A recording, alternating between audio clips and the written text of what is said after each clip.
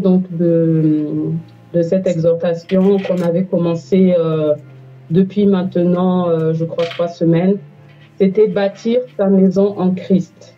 Donc, on avait vu une première partie où on avait donné des définitions de bâti, de fondement. Et donc, dans cette première partie, on avait plutôt défini le thème. Et on avait vu que pour bâtir, justement, en fait, bâtir voulait dire aussi poser le fondement. Donc, poser le fondement, quel fondement? Le fondement, c'est Jésus-Christ de Nazareth. Et on avait vu également, donc, dans cette partie-là, les différents, si je puis dire, les différentes étapes qu'il nous faut, en fait, pour construire une maison, pour bâtir, de quoi on avait réellement besoin. Et on avait parlé, donc, on avait besoin d'un terrain, d'un bon terrain. On avait besoin du fondement, d'une personne justement qui vient poser ce fondement-là, qui n'est autre que Dieu lui-même. Et on avait vu également que une maison qui est bâtie sur un bon fondement, en fait, elle est capable de résister aux épreuves. Elle est capable de résister, en fait, à toutes sortes de situations qui peuvent frapper cette maison. Mais par contre, une maison, en fait, qui était bâtie sur un mauvais fondement, comme on a vu l'exemple avec justement le sage qui avait bâti sa maison sur le roc, sur la pierre, et l'insensé qui avait bâti sa maison sur le sable. Donc, on a vu que quand les épreuves sont venues, la maison de l'insensé, en fait, elle a été complètement détruite. Et donc, c'est ce qu'on a parlé. On a parlé également qu'une maison, en fait, c'était le corps, le corps de l'homme, l'être humain, et que cette maison, en fait, elle pouvait également être habitée par des esprits mauvais, et que donc, on devait justement avoir justement un bon fondement pour que on ne puisse pas avoir des esprits impurs, des esprits mauvais qui peuvent justement venir envahir cette maison. Donc ça, c'est ce qu'on avait vu dans une première partie. Dans une deuxième partie, donc on avait parlé justement d'avoir les bonnes fondations. Donc on avait déjà cité dans la première partie la différence entre fondement et fondation. Donc, on avait vu que le fondement, en fait, c'est ce qu'on va poser en premier. Et les fondations, c'est ce qui va soutenir pour pouvoir avoir la stabilité. Et dans cette deuxième partie-là, on avait vu justement que les fondations, donc on a pris des exemples dans la parole, justement des différents matériaux qu'on utilisait pour construire, pour la construction du temple, parce que la Bible nous dit que notre corps est le temple du Saint-Esprit et que le Saint-Esprit habite en nous. Et donc, on a parlé justement de différents matériaux qu'on utilisait pour construire le temple de Dieu. Et donc, on a vu que principalement, les matériaux qu'on utilisait, c'était des matériaux solides, c'était des matériaux qui n'étaient pas périssables, comme on a parlé de l'or, on a parlé de l'argent, on a parlé du bronze. Donc, des matériaux qui sont rares, des matériaux qui sont vraiment solides. Et on a vu également la construction de la Nouvelle Jérusalem, où la parole nous parlait dans l'Apocalypse que la Nouvelle Jérusalem, elle était belle, elle était ornée, elle était faite en fait de pierres de jaspe, des pierres précieuses et d'or.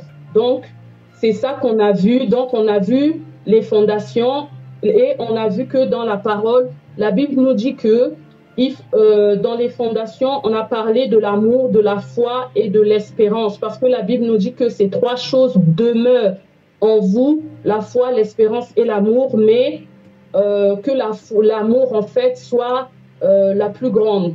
Donc, c'est ce qu'on avait vu dans cette deuxième partie. On avait parlé également de l'individu, on a parlé d'une maison physique, par exemple, d'une famille, on avait parlé de ça. Et donc, aujourd'hui, ce qu'on va voir maintenant pour finir cette exhortation, on va maintenant parler de l'Église. Donc, pour clôturer vraiment pour clôturer vraiment ce qu'on a commencé. Donc, avant de commencer, pour continuer, donc, ce que je disais, c'est qu'il y a quelques jours de cela, il y avait en fait, je pensais que c'était moi-même qui me posais des questions, mais j'ai vite compris que c'était pas seulement moi. C'est qu'en fait, il y avait des questions qui montaient dans mon cœur, et la première question c'était, qu'est-ce que le royaume de Dieu pour toi? Et directement, j'ai répondu, le royaume de Dieu pour moi, c'est l'adoration. Ensuite, l'Esprit de Dieu m'a posé une autre question qui est, est-ce que le royaume de Dieu, il peut être sur la terre? Et j'ai commencé à réfléchir, mais je ne comprenais pas en fait pourquoi justement ces questions en fait. Donc j'ai commencé à réfléchir et en méditant sur cette troisième partie, au début, je n'ai pas vraiment tenu compte de ces questions. Je me suis dit, bon, ça, je vais travailler sur ça un autre jour. Je vais revenir là-dessus. Mais en commençant justement à préparer cette troisième partie, j'ai compris en fait que c'était lié aussi par rapport à cette exhortation, par rapport à ce thème. Par rapport à ce que je dis, parlons du royaume de Dieu. Donc déjà, le royaume de Dieu, on le définit comme la sphère en fait dans laquelle la seigneurie, donc la puissance de Dieu en fait, elle est reconnue et où son esprit est à l'œuvre. Et donc, on peut voir ça, donc ça peut être dans une famille, mais ça peut aussi être dans une église. Donc en fait, le royaume de Dieu, c'est là où en fait le Seigneur est révélé, c'est là où sa puissance et sa grandeur sont révélées et là où son esprit est en action, là où son esprit est en œuvre. Et les croyants, ceux qui ont cru en Jésus-Christ, ceux qui ont cru en la résurrection, en la mort et en la résurrection de Dieu, ceux qui croient que Jésus-Christ, il est mort, qu'il est ressuscité et qu'il est monté au ciel, qu'il se tient à la droite du Père et qu'il intercède jour et nuit pour nous. Donc, ces croyants également, ils font partie de ce royaume. Donc, c'est toi, c'est moi, c'est mon frère qui croit en Christ, c'est ma sœur qui croit en Christ. Et ce royaume, en fait, il est actuel. Donc ça répond à la deuxième question. Est-ce que le royaume de Dieu, il peut être sur terre? Oui. Ce royaume, il est à la fois actuel. Donc, comme je disais, c'est là où Jésus-Christ est en fait élevé. C'est là où Jésus-Christ règne. C'est là où Jésus-Christ, en fait, est le fondement.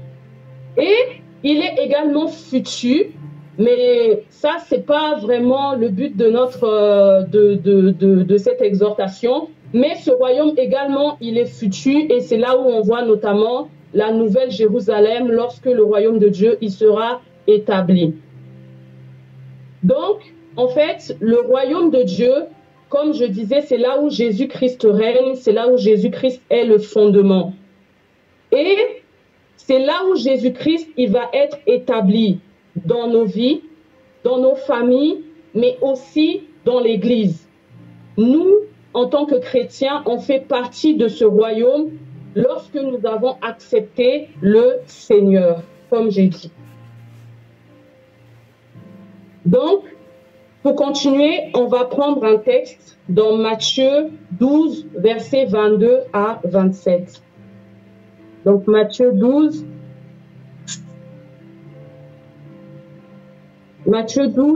versets 22 à 27.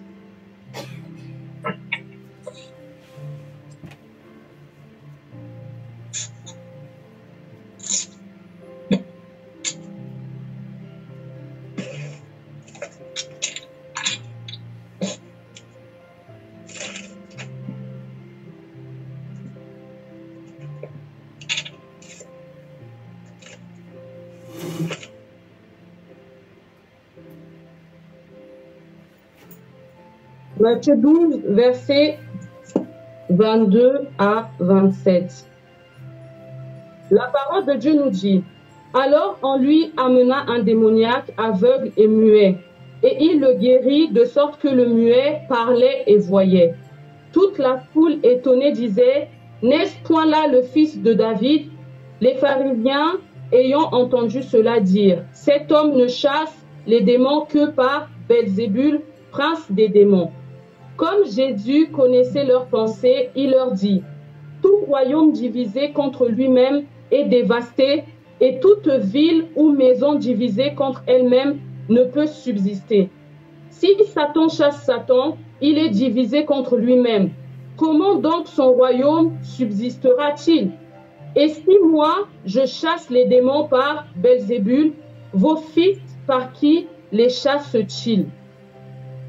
Donc là, en fait, on nous parle justement, Jésus-Christ avait guéri un homme qui était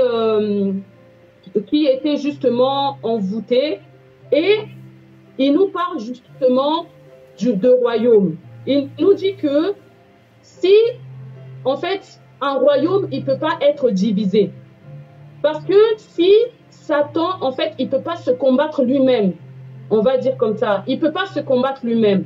Donc, il ne peut pas combattre son royaume, il ne peut pas combattre ceux qui sont dans ce royaume. Et Jésus-Christ, lui aussi, il dit que, donc, si, en fait, c'est par Satan, en fait, qu'il agit, donc ça veut dire que là, Satan, il est en train de combattre Satan. Mais si c'est par une autre puissance qu'il agit, donc il est en train d'expliquer aux personnes que un royaume ne peut pas être divisé. Donc, juste pour résumer, un royaume ne peut pas être divisé. Donc, nous, ce qui nous intéresse là, c'est ça. Parce que quand je parlais de royaume, je disais que le royaume, ceux qui font partie de ce royaume-là, c'est les croyants, c'est les chrétiens, ceux qui ont cru en Jésus-Christ de Nazareth. Et ce royaume-là, en fait, il ne peut pas être divisé. Ça veut dire que nous, chrétiens qui faisons partie de ce royaume, nous ne pouvons pas être divisés. Parce que sinon, c'est comme si on se combattait nous-mêmes. Donc, ça déjà, c'est le premier point. On va prendre un autre texte dans Luc 17.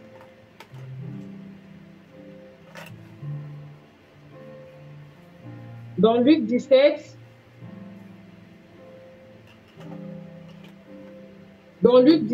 versets 20 à 21.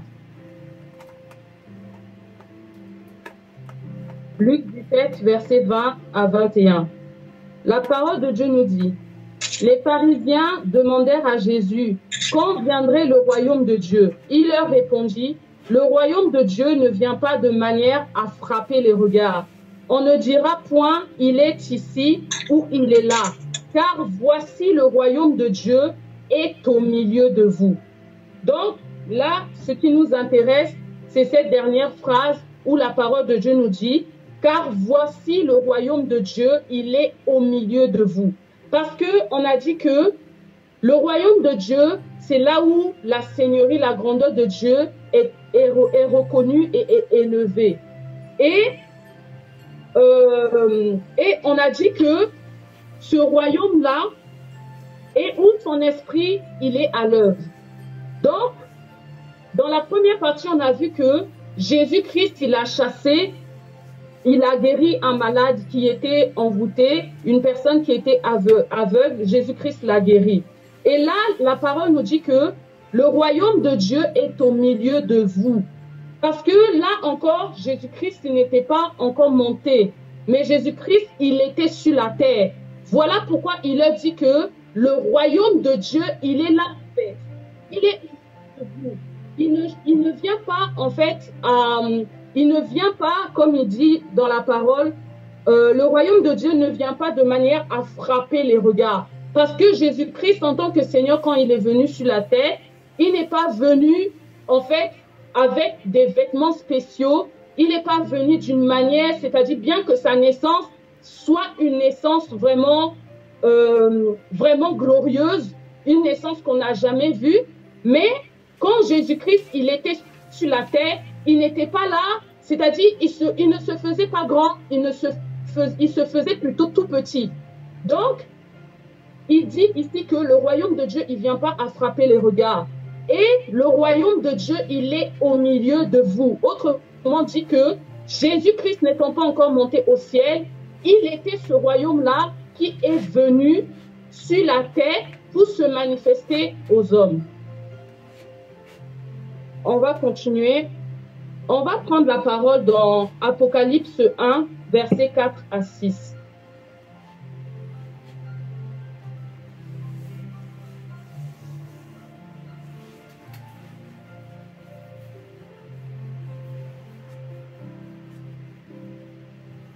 Apocalypse 1, versets 4 à 6.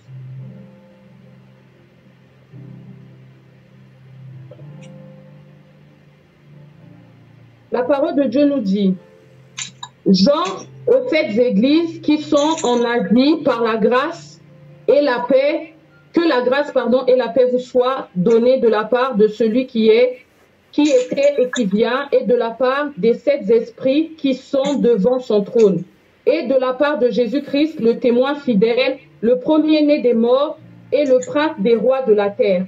À celui qui nous aime, qui nous a lavés de nos péchés par son sang, et qui a fait de nous un royaume des sacrificateurs pour Dieu son Père, à lui soit la gloire et la puissance au siècle des siècles. Amen.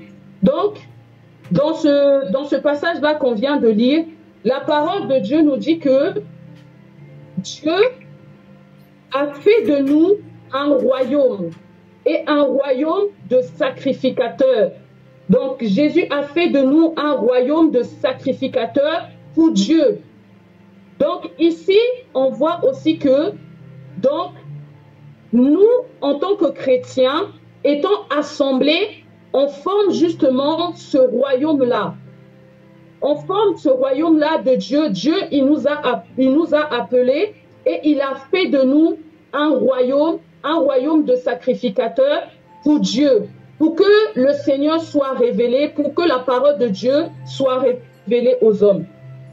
On va prendre un autre texte dans Romains 14, versets 17 à 18.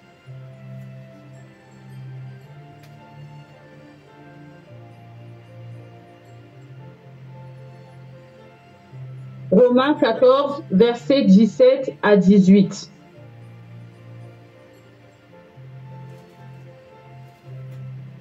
La parole de Dieu nous dit, « Car le royaume de Dieu, ce n'est pas le manger et le boire, mais la justice, la paix et la joie par le Saint-Esprit. Celui qui fait Christ de cette manière est agréable à Dieu et approuvé des hommes. » Donc la parole de Dieu nous dit que le royaume de Dieu, ça ne consiste pas dans le manger et dans le boire, mais dans la justice, dans la paix et dans la joie par le Saint-Esprit. Comme on a dit, le royaume de Dieu, c'est là où l'Esprit de Dieu est manifesté. Et on nous dit que le royaume de Dieu, ce n'est pas seulement le manger et le boire. Ce n'est pas, c'est-à-dire, des choses périssables. Des choses, c'est-à-dire, qui sont, bon, des choses, on va dire, même si c'est des choses élémentaires aux hommes, on a besoin de manger, de boire, mais c'est des, comment dire, c'est des choses, en fait, dont l'homme, en fait, il n'a pas, comment dire, il peut s'en passer, en fait. Donc, le royaume de Dieu, c'est pas juste manger, boire, s'amuser, c'est pas ça. Mais le royaume de Dieu, c'est la justice, c'est la paix et c'est la paix par le Saint-Esprit et la joie, pardon.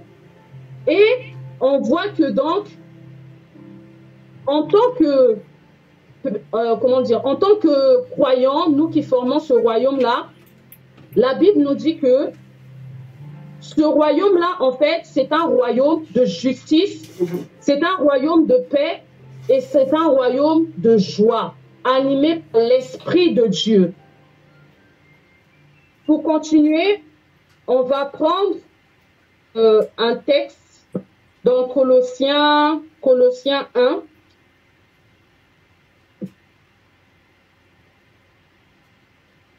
Dans Colossiens 1, versets 12 à 20.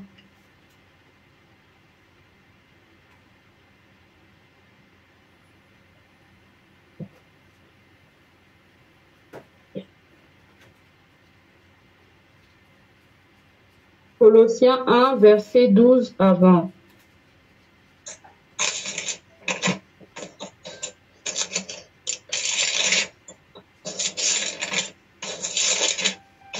Colossiens 1, verset 12 à 20. La parole de Dieu nous dit, « Et vous, exprimez votre reconnaissance au Père qui nous a rendus capables de prendre part à l'héritage des saints dans la lumière. Il nous a délivrés de la puissance des ténèbres et nous a transportés dans le royaume de son Fils bien-aimé, en qui nous sommes rachetés, pardonnés de nos péchés. Le Fils est l'image du Dieu invisible, le premier-né de toute la création.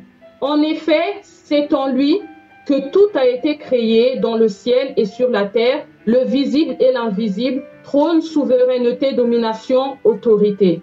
Tout a été créé par lui et pour lui. Il existe avant toute chose et tout subsiste en lui. Il est la tête du corps qu'est l'Église. Il est le commencement, le premier-né d'entre les morts, afin d'être en tout le premier.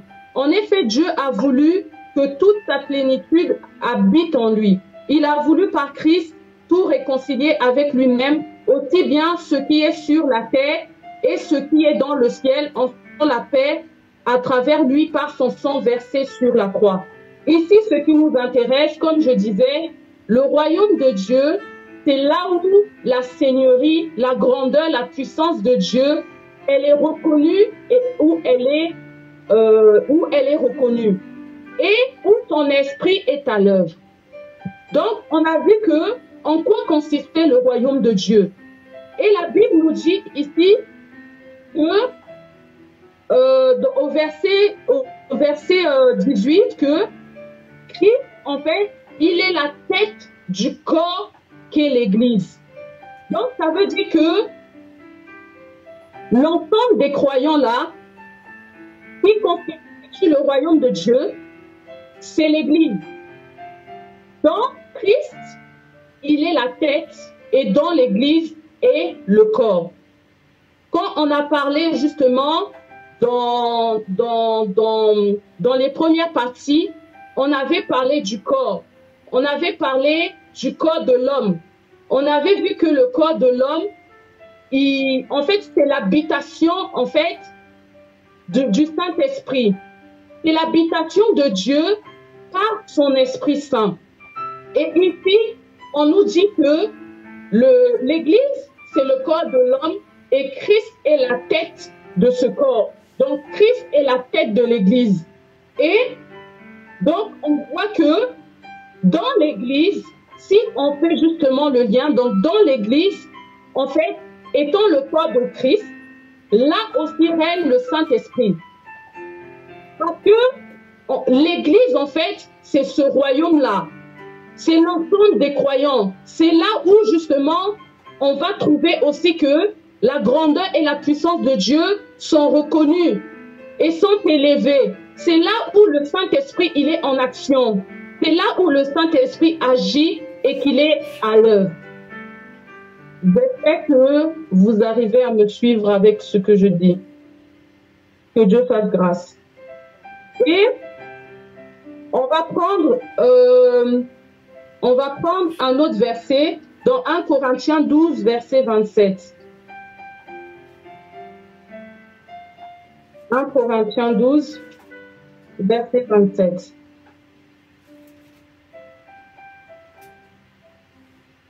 « 1 Corinthiens 12, verset 27. La Bible nous dit, « Vous êtes le corps de Christ et vous êtes ses membres, chacun pour sa part. » Donc là, on retrouve encore justement ce qu'on a lu avant, où la Bible nous redit encore que vous êtes le corps de Christ et vous êtes ses membres, chacun pour sa part. Donc, ça veut dire que l'Église est le corps de Christ. Et nous faisons partie de ce corps parce que nous sommes des membres, les membres de ce corps. Et ensemble, étant assemblés, nous formons aussi l'Église. Et on nous dit que Vous êtes ses membres, donc chacun pour sa part.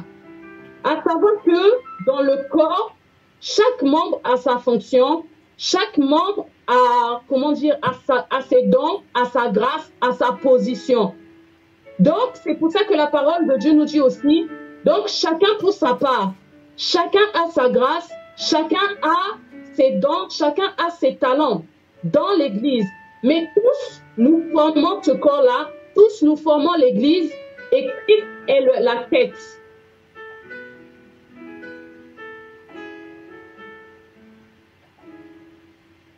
On va prendre, donc on va monter juste, on reste toujours dans 1 Corinthiens 12. On va prendre maintenant les versets, on va commencer à partir du verset 4.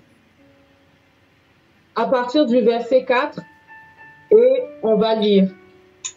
Et donc là, en fait, on va voir comment Dieu, en fait, a bâti le corps de Christ qui est l'Église. Quelle est l'organisation que Dieu a mis en place dans l'Église? Une Église qui est dans le fondement est Jésus. Comment le Seigneur l'a organisé? Comment le Seigneur l'a bâti? Comment le Seigneur a réparti, en fait, a hiérarchisé les choses? Donc, on va voir ça. Donc, prenons 1 Corinthiens 12, versets 4 à 30.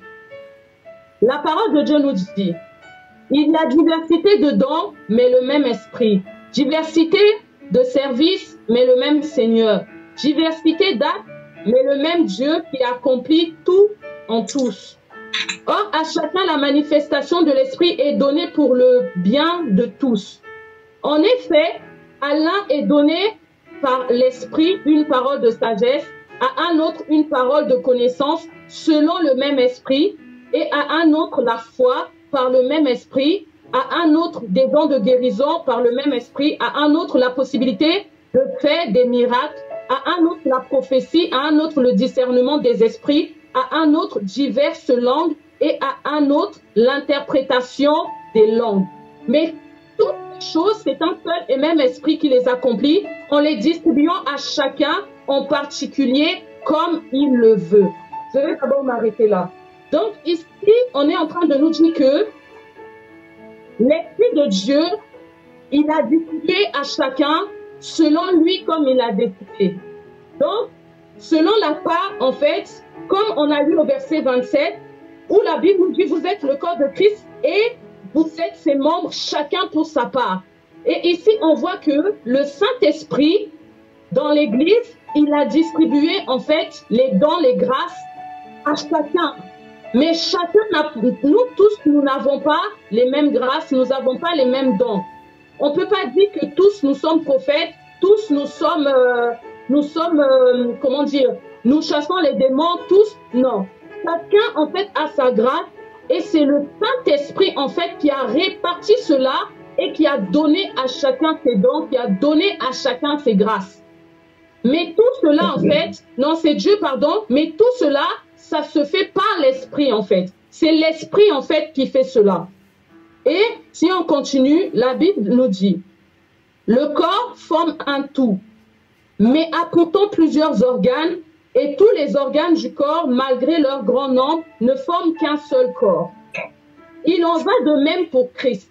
En effet, que nous soyons juifs ou grecs, esclaves ou libres, nous avons tous été baptisés dans un seul esprit pour former un seul corps, et nous avons tous bu à un seul esprit.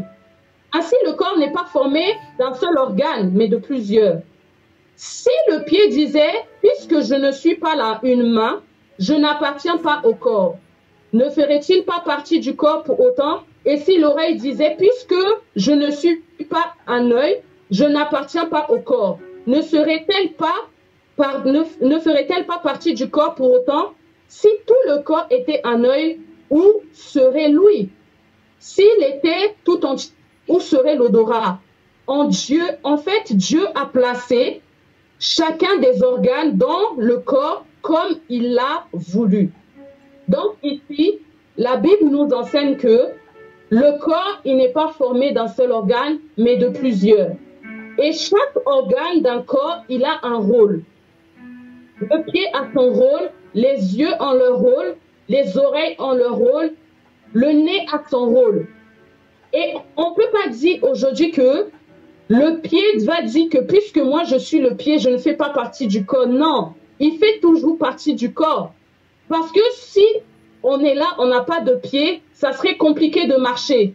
Donc ça veut dire que Dieu, dans le corps, il a formé les organes et il leur a donné un rôle à chacun. Et chaque organe d'un corps, il a son rôle, il a son utilité. C'est comme dans l'Église, comme on disait tout à l'heure, Dieu a donné en fait des grâces, des dons à chacun. Et on n'a pas tous reçu le même rôle, on n'a pas tous reçu les mêmes grâces, les mêmes talents. Mais dans le corps de Christ qui est l'Église, on forme en fait tous ensemble ce corps. Et chacun de nous a une utilité bien spécifique, bien particulière.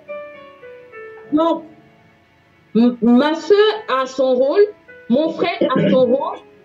Ce n'est peut-être pas le mien, mais je sais qu'il fait partie de ce corps et qu'il est utile dans ce corps et que sans lui, c'est-à-dire, il y aurait comme un vide. Parce que si aujourd'hui on dit que la main n'est plus, on va voir que le corps, il sera disproportionné, on va dire. Ça veut dire qu'il va manquer quelque chose.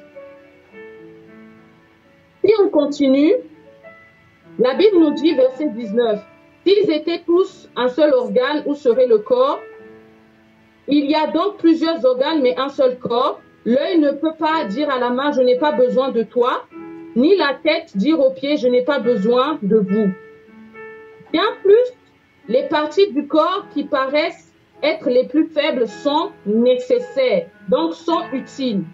Et celles que nous estimons être le moins honorable du corps, nous les entourons d'un plus grand honneur. Ainsi, nos organes, les moins décents, sont traités à plus d'égards, tandis que ceux qui sont décents n'en ont pas besoin. Dieu a disposé le corps de manière à donner plus d'honneur à ceux qui en manquaient, afin qu'il n'y ait pas de division dans le corps, mais que tous les membres prennent également soin les uns des autres. Si un membre souffre, que tous les membres souffrent avec lui. Si un membre est honoré, que les membres se réjouissent avec lui. Donc ici, dans cette partie, la parole de Dieu nous enseigne en fait que chacun est utile. Et que si, en fait, dans un corps, c'est-à-dire, comme on a dit, il y a un organe qui est faible, il faut entourer cet organe-là. Donc, aujourd'hui, la parole nous enseigne également que dans le corps de Christ, qui est l'Église, il faut prendre soin des uns des autres. Et là, on fait référence aussi à l'amour qu'on avait vu dans les fondations. On avait parlé de l'amour. Et on a dit que, la Bible nous a dit que ces trois choses demeurent en vous. La foi, l'espérance et l'amour, mais la plus grande, c'est l'amour. Si un membre souffre, si un membre a faim, ce membre-là, en fait, on doit le soutenir. C'est ce que la Bible nous dit. Si un membre souffre, nous devons souffrir avec lui. Si un membre se réjouit, nous devons nous réjouir également avec lui. Donc là, on est en train de parler de ce qui constitue le corps, ce qui constitue l'Église, l'organisation dans l'Église et ce qu'on doit trouver en fait dans une Église qui est bâtie sur un bon fondement, une Église qui est bâtie en fait sur Jésus-Christ. Et on voit que dans cette Église, il y a l'amour, on voit qu'il y a le soutien, on voit qu'il y a le souci de l'autre en fait. Et on voit que tout le monde est utile. Et on continue. Donc le verset 27, on l'a déjà lu, mais on va le relire pour finir cette partie. Vous êtes le corps de Christ et vous êtes ses membres, chacun pour sa part. Dieu a établi dans l'Église, premièrement les apôtres, deuxièmement les prophètes, troisièmement les enseignants, ensuite viennent les miracles, puis les dons de guérison, les aptitudes à secourir, à diriger, à parler diverses langues. Tous sont-ils apôtres, tous sont-ils prophètes, Tous sont-ils enseignants? Tous font-ils des miracles? Tous ont-ils des dons de guérison? Tous parlent-ils en langue? Tous interprètent-ils? Donc, on va s'arrêter là. Donc, ici, on voit comment Dieu a organisé l'Église. On voit en fait les ministères aussi que Dieu a mis dans l'Église, les grâces, les dons. Et la Bible nous dit que tout le monde n'est pas prophète. Tout le monde ne peut pas faire des miracles. Donc, en fait, il y a un ordre. La Bible nous dit premièrement que Christ, dans le corps de Christ, Dieu a établi les apôtres, ensuite les prophètes, ensuite, etc. Donc, il y a un ordre. Il y a un ordre dans une église. Parce qu'une église qui est bâtie sur un bon fondement, une église, en fait, qui est bâtie sur Jésus-Christ, il y a de l'ordre dans cette église-là. Et aujourd'hui, on ne peut pas se lever et dire que moi, je suis un tel, moi, je vais faire ça. Non, parce qu'il y a un ordre que Dieu lui-même, il a établi dans l'église. Donc, je pense que cette partie-là, on a compris. On a compris que dans l'église, il y a la hiérarchie. On a compris que dans l'église, il y a l'ordre, en fait, dans le corps de Christ, dans l'église. Et on a vu certaines vertus qu'on a dans l'église. On a vu qu'il y a l'amour. On a vu qu'il y a le soutien mutuel. Il y a le souci également de l'autre. On a vu que chacun a sa grâce, chacun a ses dons. Mais tout cela, c'est un même esprit qui le fait. Pour continuer, on va prendre un texte dans 1 Jean 1, versets 5 à 7.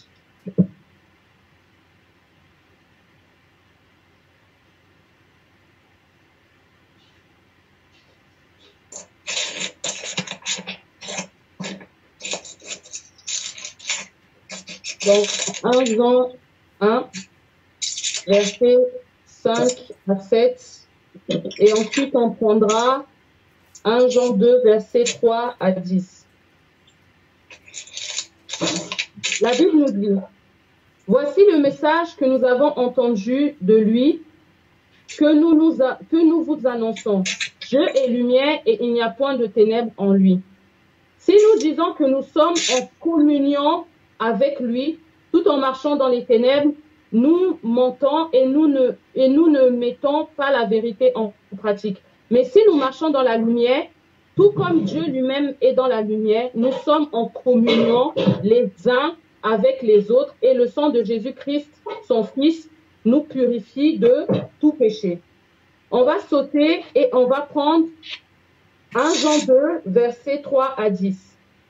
La parole de Dieu nous dit, « Si nous gardons les commandements de Christ, nous savons par là que nous l'avons connu. Celui qui prétend l'avoir connu, alors qu'il ne garde pas ses commandements, est un menteur et la vérité n'est point en lui. Mais l'amour de Dieu est vraiment parfait en ceux qui gardent sa parole. C'est à cela que nous reconnaissons que nous sommes en lui. Celui qui affirme demeurer en Christ doit aussi vivre comme il a lui-même vécu. Frères et sœurs, ce n'est pas un commandement nouveau que je vous écris, mais un commandement ancien. Celui que vous avez reçu depuis le début. Ce commandement ancien, c'est la parole que vous avez entendue dès le commencement. Toutefois, c'est aussi un commandement nouveau que je vous écris. Sa nouveauté se vérifie en lui et en vous, car les ténèbres se dissipent et la vraie lumière brille déjà. Celui qui prétend être dans la lumière tout en détestant son frère est encore dans les ténèbres. Celui qui aime son frère reste dans la lumière et il n'y a en lui rien qui puisse le faire trébucher. On va s'arrêter là. Donc ici, la parole de Dieu nous dit que nous sommes dans l'Église, nous sommes en communion les uns avec les autres. Et ici, on nous dit que si une personne va détester son frère ou sa sœur, ça veut dire que la parole de Dieu n'est pas en lui. La lumière de Dieu n'est pas en lui. Parce que là où Jésus-Christ est le fondement, il doit aussi y avoir la lumière de Dieu. Il doit y avoir la lumière. Et aujourd'hui, on ne peut pas dire que je suis en Christ tout en détestant son frère, tout en calomniant son frère ou sa sœur. Donc ici, on nous parle de la communion les uns avec les autres par Jésus-Christ, et on nous parle aussi de l'amour. Parce que ici, la parole de Dieu nous parle d'un commandement. C'est un commandement qu'on a connu depuis, un commandement qui nous a été donné depuis le commencement, et c'est un commandement également nouveau. Et on va le voir donc dans les textes qu'on va lire par la suite. Prenons Jean 13, versets 34 à 37. Jean 13, verset 34 à 37. Jean 13, verset 34 à 37. La parole de Dieu nous dit, « Je vous donne un commandement nouveau. » Donc, c'est ce commandement-là dont nous parle la parole dans le passage qu'on vient de lire, donc dans 1 Jean 2. Et la Bible nous dit donc, « Je vous donne un commandement nouveau, aimez-vous les uns les autres comme je vous ai aimé. Vous aussi, aimez-vous les uns les autres. Cela que vous êtes mes disciples, si vous avez de l'amour les uns pour les autres. » Donc, on va s'arrêter là. Donc, on va s'arrêter au verset 35. Donc, ici, le commandement dont on nous parle, c'est l'amour. Et on avait vu dans les fondations que l'amour, en fait, dans les fondations, l'amour est une fondation, en fait. Et dans l'Église, la Bible nous enseigne qu'il y a un commandement ancien, mais également nouveau. Car quand Christ est venu, avant qu'il parte, il a dit qu'il nous donne en fait ce commandement nouveau. Et ce commandement-là, c'est de nous aimer les uns les autres. Donc, comme on voit dans l'Église qui est bâtie justement sur un bon fondement, on trouve l'amour. Maintenant, on va prendre un autre texte pour voir également ce qu'on trouve justement dans une Église qui est bâtie sur un bon fondement. Donc, on va prendre Acte 1, versets 12 à 14. Acte 1, versets 12 à 14. La parole de Dieu nous dit, « Alors, ils retournèrent à Jérusalem de la colline appelée Mont des Oliviers, qui est près de Jérusalem, à la distance d'1 kilomètre environ. Quand ils furent arrivés, ils montèrent à l'étage dans la pièce où ils se tenaient d'ordinaire. Il y avait là Pierre, Jean, Jacques, André, Philippe, Thomas, Barthélemy, Matthieu, Jacques, fils d'Alphée, Simon le Zélote et Jude, fils de Jacques. Tous persévéraient d'un commun accord dans la prière avec les femmes, avec Marie, la mère de Jésus, et avec les frères de Jésus. Donc là, en fait, on voit les disciples, lorsque le Seigneur Jésus, il était ressuscité, il leur était apparu, et ensuite ils l'ont vu monter. Et par la suite, en fait, on voit qu'ils étaient tous en communion dans la prière. Ils persévéraient dans la communion fraternelle et dans la prière. Donc, on voit également au milieu des croyants, au milieu des chrétiens, au milieu de l'Église, on doit avoir la communion fraternelle et la persévérance. Donc ça, c'est l'Église qui est bâtie sur un bon fondement. On trouve en lui, premièrement, l'amour, on trouve en lui la communion fraternelle et on trouve en lui la persévérance dans la prière. On va prendre également un autre texte dans Acte 2, versets 40 à 47, où justement on va nous parler encore des chrétiens et on va voir justement comment ils se comportaient, quelle attitude ils avaient. Donc, Acte 2, versets 40 à 47. La parole de Dieu nous dit, « Et par beaucoup d'autres paroles, ils rendaient témoignage et les encourageait en disant « Sauvez-vous de cette génération pervertie ». Ceux qui acceptèrent sa parole furent donc baptisés et ce jour-là, le nombre des disciples augmenta d'environ 3000 personnes. Ils persévéraient dans l'enseignement des apôtres, dans la communion fraternelle, dans la fraction du pain et dans les prières. La crainte s'emparait de chacun et il se faisait beaucoup de prodiges et de signes miraculeux par l'intermédiaire des apôtres. Tous ceux qui croyaient étaient ensemble et ils avaient tout en commun. Ils vendaient leurs propriétés et leurs biens et ils partageaient le produit entre tous, en fonction des besoins. Chaque jour, avec persévérance, ils se retrouvaient d'un commun accord au temple. Ils rompaient le pain dans les maisons et ils prenaient leur nourriture avec joie et simplicité de cœur. Ils louaient Dieu et avaient la faveur de tout le peuple. Le Seigneur ajoutait chaque jour à l'Église ceux qui étaient sauvés. Donc, là, on voit comment justement l'Église se comportait. On a vu les comportements dans l'Église. On a vu que les croyants, ils persévéraient dans l'enseignement des apôtres. Ils persévéraient dans la communion fraternelle. Et c'était tous ensemble, en fait, d'un commun accord. Ça veut dire que quand quelqu'un avait faim et qu'il n'avait pas, il y avait le soutien.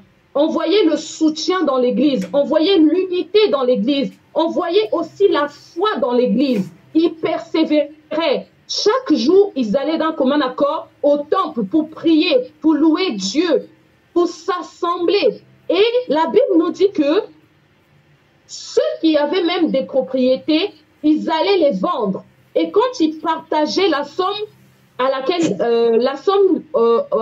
ils avaient vendu la propriété, ils le partageaient tous ensemble à part égale. Donc, on voit vraiment cet amour, on voit cette unité, on voit cette simplicité de cœur dont nous parle la parole, où la parole nous dit ils prenaient leur nourriture avec joie et avec simplicité de cœur. Donc, on voyait comment justement l'Église, ce qu'il y avait dans l'Église. On voyait toutes les vertus qu'on avait dans l'Église, qui étaient bâties en Christ. Comment les croyants se comportaient, quelle attitude ils avaient, quelles étaient les fondations qui étaient justement dans l'Église. Et la Bible nous dit que chaque jour, le Seigneur ajoutait le nombre de ceux qui étaient sauvés. Ça veut dire que cette église était tellement agréable à Dieu que le Seigneur ajoutait. Le Seigneur amenait encore des personnes. Le Seigneur touchait encore des cœurs. Maintenant, on va voir, donc on a vu comment l'église de Dieu, elle était bâtie. Comment se comportaient justement les membres qui étaient dans l'église dans l'église, comment ils se comportaient, quel comportement ils avaient les uns envers les autres. Maintenant, la parole de Dieu nous dit, si on prend 1 Pierre 5, verset 8. 1 Pierre 5, verset 8. 1 Pierre 5, verset 8. C'est une parole qu'on connaît déjà. 1 Pierre 5, verset 8. La parole de Dieu nous dit, « Soyez sobres, restez vigilants. Votre adversaire, le diable, rôde comme un lion rugissant, cherchant qui dévorer. » Donc, la parole de Dieu nous dit que nous avons un adversaire qui est le diable et qui rugit. Donc, quand on veut parler de rugir là, ça signifie tout simplement qu'il est en colère. Parce que le diable, lui, c'est un ange déchu. Le diable, en fait, il sait qu'il n'a pas part à l'héritage des saints. Il sait qu'il n'a pas part justement parce que lui, en fait, il a raté. Il était auprès de Dieu, mais l'orgueil est tellement monté dans son cœur qu'il a perdu toute cette gloire qu'il avait. Voilà pourquoi le diable rugit. Voilà pourquoi il est en colère. Voilà pourquoi, quand il voit les enfants de Dieu, il est en colère, il rugit, il est énervé. Et son but, donc la Bible nous dit qu'il rugit. Et il rugit, il cherche à dévorer les enfants de Dieu, il cherche à dévorer justement les appelés de Dieu, il cherche à dévorer ceux, c'est-à-dire qui sont là, qui croient en Dieu, ceux en qui il sait qu'il y a la gloire de Dieu, que Dieu les a appelés à un grand ministère, Dieu les a appelés à une gloire extrême. Donc, c'est-à-dire, il est là, en fait, il cherche à les dévorer. Et quand on parle, en fait, ici de dévorer, on parle de détruire, on parle de la destruction. Le diable, il n'est pas là pour jouer. Le diable, il est là pour détruire nos vies. Il est là pour détruire des ministères. Il est là pour détruire des assemblées. Parce qu'on a vu comment l'Église de Dieu, la joie qu'il y avait, les vertus qu'il y avait dans l'Église, dans les premières églises qui sont nées, donc avec les apôtres. Et on voit que le diable, lui, sachant qu'il n'a pas de part à l'héritage, sachant que, justement, les chrétiens, ils sont appelés à vivre la gloire de Dieu, ils sont appelés à être sauvés, mais lui étant en colère, il cherche à détruire et il cherche à entraîner un grand nombre dans sa chute. Donc, la Bible nous dit, au verset 9, « Gardez la foi, résistez-lui avec une foi inébranlable, sachant que des frères et sœurs également dans le monde, ils souffrent la même chose que nous. » Donc, la Bible nous appelle à garder la foi. On va prendre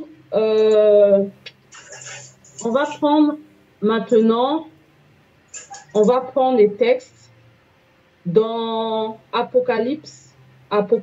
Non, on va prendre d'abord Jacques 4, 1 à 3. Jacques 4, avant de passer dans l'Apocalypse, on va d'abord prendre Jacques.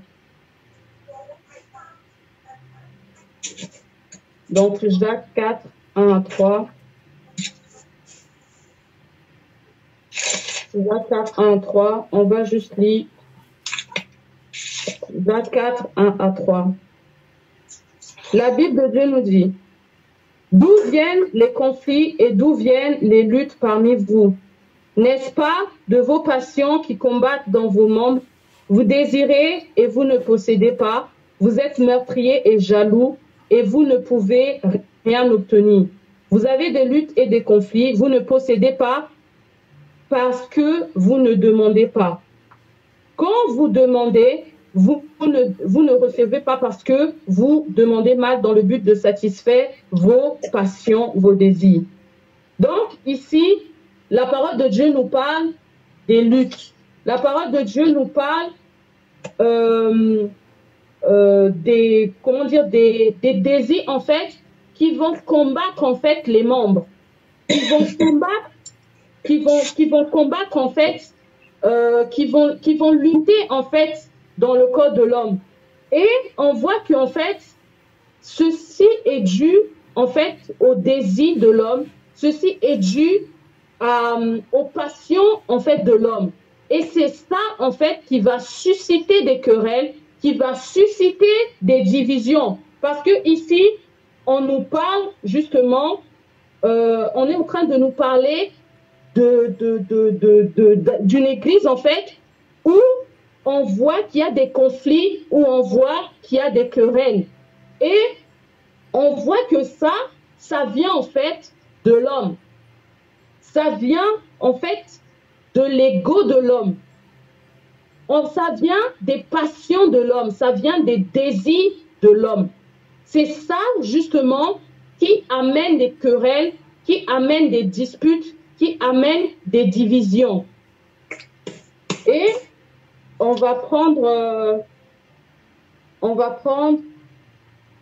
2 Corinthiens 5, verset 17. 2 Corinthiens 5, verset 17.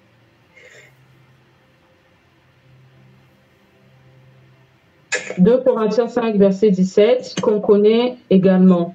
La Bible nous dit, si quelqu'un est en Christ, il est une nouvelle créature. Les choses anciennes sont passées, voici toutes choses sont devenues nouvelles. Donc, dans Jacques, on a lu ce qui a mené en fait la division, les querelles dans l'Église. Et la Bible nous dit que, dans ce verset, que si Christ, il est en nous, si nous sommes en Christ, les choses anciennes sont passées et toutes choses sont devenues nouvelles. Donc, autrement dit que, normalement, dans l'Église, on ne doit pas retrouver les anciennes choses. Parce que, avant que nous connaissions le Seigneur, nous avons, comment dire, des mauvaises herbes en nous. Nous avons des mauvais caractères, des mauvaises attitudes. Et celui qui est en Christ, celui qui a été lavé par Christ, c'est une personne qui est devenue nouvelle. Donc, étant devenue cette nouvelle créature, on ne doit plus retrouver les choses anciennes en lui. C'est ce que la parole de Dieu nous dit. Et ces choses, c'est ça qui va amener, ces anciennes choses, c'est ça qui va amener des disputes et des querelles dans l'Église. Alors qu'on a vu, on a parlé de l'Église qui est bâtie sur le bon fondement, on ne trouve pas des querelles, on ne trouve pas la dispute, mais on trouve des bonnes choses. On trouve l'amour, on trouve la simplicité, on trouve vraiment l'unité. On va maintenant prendre Apocalypse 1. Apocalypse 1. Apocalypse 1.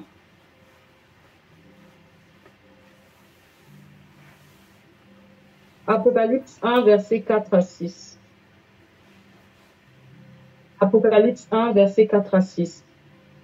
Donc là, on va voir en fait des églises en fait, parce que comme on a dit, le diable il rôde comme un lion rugissant et il cherche qui est-ce qui va dévorer. Il cherche quelle est l'église qui va dévorer, quelle est l'église qui va détruire. Quelle est l'église qui va, c'est-à-dire, emmener loin de la présence de Dieu? Ça, c'est le but du diable. Ça, c'est le but de l'ennemi. C'est ce qu'il cherche à faire au milieu de nous, au milieu de l'église. Et la Bible nous dit, dans Apocalypse 1, verset 4 à 6, de la part de Jean aux 7 églises qui sont en Asie, par que la grâce et la paix vous soient données de la part de Dieu, celui qui est, qui était et qui vient, de la part des 7 esprits qui sont devant son trône et de la part de Jésus-Christ, le témoin fidèle, le premier-né d'entre les morts et le chef des rois de la terre. À celui qui nous aime, qui nous a lavés de nos péchés par son sang et qui a fait de nous un royaume des prêtres pour Dieu son Père, à lui soit la gloire et la domination au siècle des siècles. On va sauter, on va prendre Apocalypse 2, versets 1 à 5. Et là, maintenant, on va nous parler des 7 églises. Mais qu'est-ce qui s'est passé pour ces églises-là? La Bible nous dit dans Apocalypse 2, versets 1 à 5, « Écrit à l'ange de l'église d'Éphèse, voici ce que dit celui qui tient les 7 étoiles dans sa main droite, celui qui marche au milieu des 7 chandeliers d'or. Je connais tes œuvres, ton travail et ta persévérance. Je sais que tu ne peux pas supporter les méchants. Tu as mis à l'épreuve ceux qui se prétendent apôtres sans l'être et tu les as trouvés menteurs. Oui, tu as de la persévérance, tu as souffert à cause de mon nom et tu ne t'es pas lassé. Mais ce que j'ai contre toi, c'est que tu as abandonné ton premier amour. Souviens-toi donc d'où tu es tombé, repens-toi et pratique tes premières œuvres. » Donc là, en fait, dans cette partie, on va nous parler de 7 églises qui sont en Asie. 7 églises auxquelles, en fait, Dieu avait trouvé des bonnes choses. En fait, ces églises-là avaient un bon fondement. Ces églises-là avaient vraiment pour fondement Jésus-Christ de Nazareth. Parce que la Bible nous dit que à l'église d'Éphèse, il y avait la persévérance. Dieu connaissait leurs œuvres, leur travail. Ils ne s'étaient pas lassés de Dieu. Mais Dieu avait quand même des reproches à faire à ces églises. Dieu avait un reproche à faire à l'église d'Éphèse. Il lui dit que tu as abandonné ton premier amour. Donc, c'est ce qu'on disait, c'est que le diable, il est là pour détourner l'attention de l'église, pour détourner en fait de la volonté de Dieu, l'église de Dieu. On a dit que l'église, c'est le corps de Christ. Donc, dans ce corps, il règne le Saint-Esprit. Mais on voit aussi que, par manque de vigilance, le diable a quand même réussi à rentrer. Le diable a quand même réussi à pénétrer dans l'église. Et on voit que les œuvres, en fait, de cette église-là, on voit en fait qu'ils ne pratiquaient pas ces œuvres. Ces œuvres qu'on nous a citées, la persévérance, on nous a cité qu'ils ne se lassaient pas de la parole de Dieu. Mais à un moment donné, par manque de vigilance, cette église-là a abandonné l'amour qu'il avait pour Dieu. Et on va voir, dans le peu de temps qui nous reste, on va voir, donc on va lire rapidement pour l'église de Smyrne. Donc on va prendre Apocalypse 2, versets 8 à 10. La Bible nous dit, écrit à l'ange de l'église de Smyrne, voici ce que dit le premier et le dernier, celui qui était mort et qui est revenu à la vie. Je connais tes œuvres, ta détresse et ta pauvreté, et pourtant tu es riche. Ainsi que les calomnies de ceux qui se disent juifs et ne le sont pas, mais qui sont une synagogue de Satan. Ne redoute pas ce que tu vas souffrir. Voici, le diable va jeter quelques-uns d'entre vous en prison, afin que vous soyez mis à l'épreuve, et vous aurez 10 jours de détresse. Sois fidèle jusqu'à la mort, et je te donnerai la couronne de vie. Et on voit donc dans l'église de Smyrne que cette église-là, en fait, Dieu l'a également éprouvée. Cette église-là, en fait, Dieu connaissait ses œuvres, Dieu connaissait sa détresse, et on parle de sa pauvreté. Mais pourtant, cette église-là était riche. Mais dans cette église-là, il y avait la détresse et la pauvreté. Donc, on peut voir en fait une église, comme je disais, qui est bâtie sur un bon fondement, mais en lui, on va trouver en fait des choses, on va trouver des choses qui c'est-à-dire, ne sont pas des dieux. Justement, comme je disais, par manque de vigilance, comme on a vu pour l'église d'Éphèse. Dieu, il va encore parler pour l'église de Pergame. Et il va dire, donc, à partir du verset 12, écrit à l'ange de l'église de Pergame, voici ce que dit celui qui tient l'épée aiguë à 2 tranchants. Je connais tes œuvres et l'endroit où tu es établi. Là se trouve le trône de Satan. Tu es fermement attaché à mon nom et tu n'as pas renié la foi, même durant les jours où Antipas, mon témoin fidèle, a été mis à mort chez vous, là où Satan est établi. Mais j'ai certaines choses contre toi. Tu as là des gens attachés à la doctrine de Balaam. Donc, on voit, et la parole de Dieu nous dit que qu'ils mangent des viandes sacrifiées aux idoles. Donc, ici, ça nous donne encore un exemple, justement, d'une église où il y avait un bon fondement, mais quelque part, l'ennemi est rentré et cette église-là ne pratiquait plus les bonnes œuvres de Dieu. Il y a également l'église donc de Thyatire, l'église de Thyatire. Si on prend à partir du verset 18, où on nous dit, écrit à l'ange de l'église de Thyatire, voici ce que dit le Fils de Dieu, celui qui a les yeux comme une flamme de feu et dont les pieds sont semblables à du bronze ardent. Je connais tes œuvres, ton amour, ta foi, ton service et ta persévérance. Je sais que tes dernières œuvres sont plus nombreuses que les premières.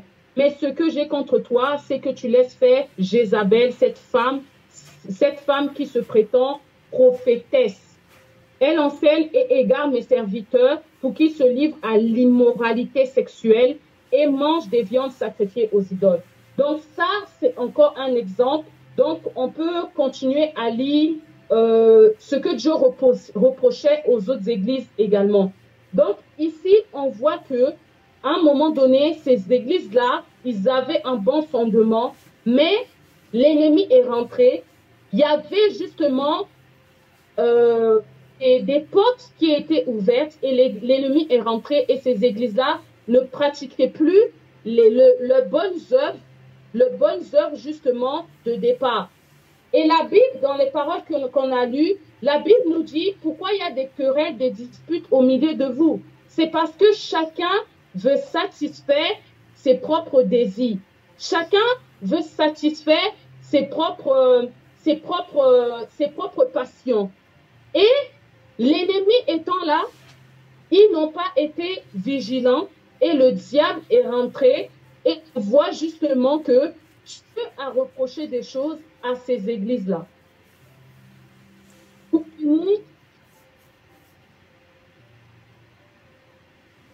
finir, on va prendre Jérémie 8. Jérémie 18, versets 1 à 10. Jérémie 18, versets 1 à 10. Ce qui nous intéresse, c'est le verset 1 à 6. Jérémie, verset 1, on va dire 1 à 6. La parole de Dieu nous dit, voici la parole adressée à Jérémie par l'Éternel. Lève-toi et descends à la maison du potier. Là, je te ferai entendre mes paroles. Je suis descendu à la maison du potier et j'ai vu qu'il façonnait un objet sur un tour. Mais le vase d'argile qu'il façonnait ne donnait rien dans sa main. Alors il a recommencé un autre vase en le faisant comme il lui plaisait. Et voici la parole de l'Éternel qui m'a été adressée.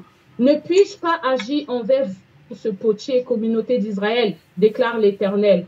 Vous êtes dans ma main comme de l'argile dans la main du potier, communauté d'Israël. Parfois, je parle à propos d'une nation ou d'un royaume d'arracher, de démolir et de détruire. Mais si la nation dont j'ai parlé renonce à son mauvais comportement, je renoncerai au mal que j'avais prévu de lui faire. Et parfois, je parle à propos d'une nation ou d'un royaume de détruire et de planter, de construire, et de planter. Mais si cette nation fait ce qui est mal à mes yeux et ne m'écoute pas, je renoncerai au bien que j'avais l'intention de lui faire. Donc, ici, tout simplement pour dire que, comme on a vu, l'Église, dans les différentes églises qu'on a vues, il y avait 7 églises. Et il y en a, on va dire 2, où Dieu, en fait, il ne leur reprochait pas, où Dieu ne disait pas ce que j'ai contre toi. Et les églises, Dieu a vraiment dit que ce que j'ai contre toi, c'est ça. Donc, on va dire, excepté l'église de Smyrne et de Philadelphie, le Seigneur a reproché à ces églises-là d'avoir abandonné, c'est-à-dire le Seigneur. Il y en avait, ils étaient même pas chauds, ils étaient tièdes.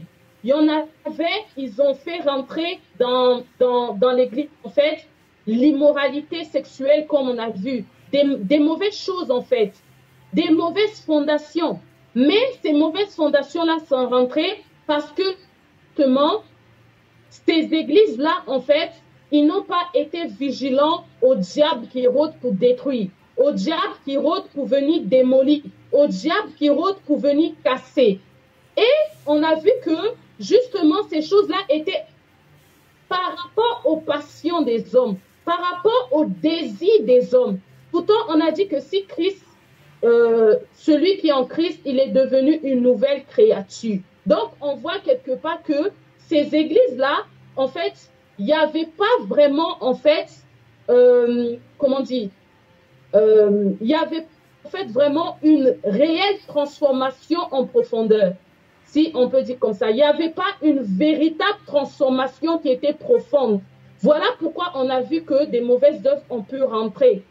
Parce que si celui qui bâtit avec des bons matériaux, une église qui est bâtie avec l'or, on ne va pas dire que ça alors va casser. Non. Donc, ça veut dire que ces églises-là bâtissaient en mettant un peu d'or et en mettant un peu de paille, en mettant un peu de sable par-ci, en mettant un peu d'or par-là. Donc, ce qui fait que les fondations n'est pas stable. Et on voit qu'en fait, il y a eu des choses qui sont rentrées dans ces églises-là, malgré qu'ils avaient reçu Christ. Et ces choses-là, ça venait en fait de leur propre fond. Ça venait en fait de leur désir. Ça venait, c'est-à-dire de ce qui était en eux. Et la parole de Dieu nous dit que vous êtes entre mes mains comme l'argile entre les mains d'un potier. Et aujourd'hui, Dieu, il peut faire ce qu'il veut de nous. Il peut nous donner la forme que lui, il souhaite. Parce que jusqu'au début, on a parlé de fondement. Bâtir donc sur le fondement. Bâtir sa maison en Christ. Bâtir sa maison sur un fondement qui est durable. Un fondement qui ne s'écroule pas. Et là, pour vraiment bâtir, il faut avoir des bons matériaux solides.